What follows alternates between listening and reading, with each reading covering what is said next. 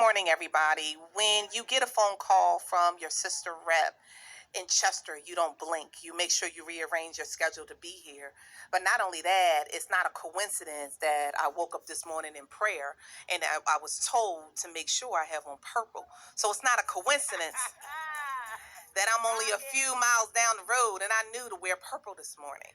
So the reason why, when you're hearing about State Representative Darisha Parker from Philadelphia, and you're like, why is Representative Parker in Philadelphia? Well, the reason why I'm here in Chester today is because one of the neighborhoods that I represent in the area of Nicetown, there's no coincidence that has one of the highest levels of asthma amongst African American children. And the fact that I say that when you hear my voice that is always raspy, well, one of the reasons is we just got off of Lent, and I gave up profanity for Lent. And it's a few entities of individuals that I had to catch up with and let them know that I'm back. But because some of our Muslim brothers and sisters are celebrating Ramadan, I decided to extend it and just articulate my words just a little bit more differently and poignantly.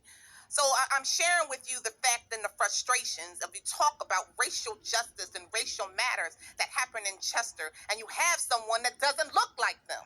So to me, I was already upset. I was already offended. But we got to talk about what really happens when we're talking about racism that happens in areas that look like people like me. All right.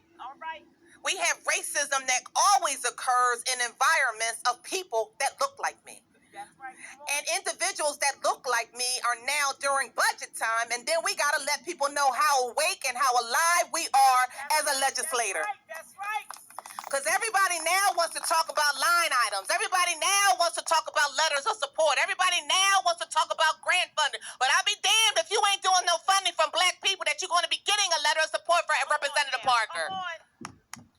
We have to make sure everyone knows how serious we are about racism. We got to let everybody know how serious we are about environmental justice.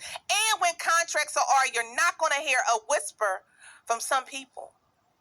That's when we got to be loud and raise the sound of the alarm and let you know if you're a neighbor and you're doing something that's going to harm our neighbor, then you got to go.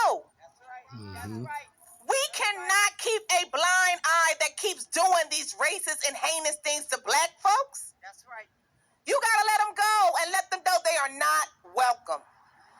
So I'm happy to be here under these circumstances. I'm also not going to be quiet with my colleague, Representative Kazim, and my big sister, Lean, to let them know you have a sister who's with you in this fight. You have a sister that's not going to sit down quietly and with this struggle. Why? Because I suffer from asthma.